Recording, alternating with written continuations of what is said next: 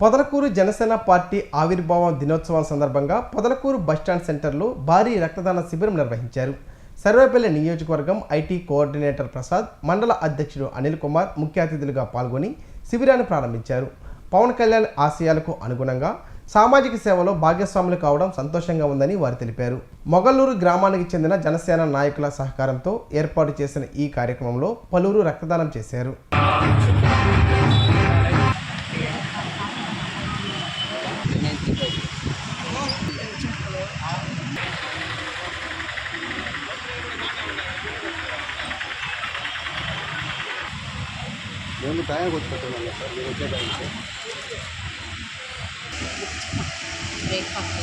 Janasena party 13వ వార్షికోత్సవం అంటే 13 సంవత్సరాల క్రితం పవన్ కళ్యాణ్ గారు ఈ జనసేన పార్టీని స్థాపించారు.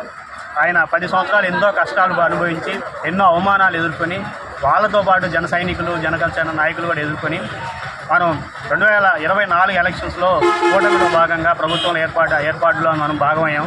అప్పటి నుంచి ఆయన సేవాభావాన్ని అవినీతిని ప్రభుత్వాన్ని నడిపిస్తూ ఆయన అంటూ ఒక వ్యక్తిగా ఒక శక్తిగా తయారయ్యారు.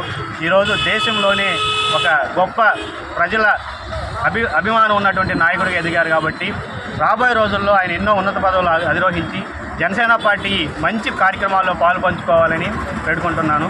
అలాగే ఈరోజు ఇక్కడ ఈ కార్యక్రమాన్ని ఏర్పాటు చేసినటువంటి మొగలూరు యూత్కి అలాగే పొదలకూరు మండలాధ్యక్షులు ఉపాధ్యక్షులు అనిల్ మరియు విష్ణువర్ధన్కి, అలాగే ఈ కార్యక్రమానికి ఇక్కడ దగ్గరుండి మనకి అవకాశం కల్పించినటువంటి పొదలకూరు పిహెచ్సి సూపరింటెండెంట్ గారు ప్రసాద్ గారికి కూడా ధన్యవాదాలు తెలియజేస్తున్నాను.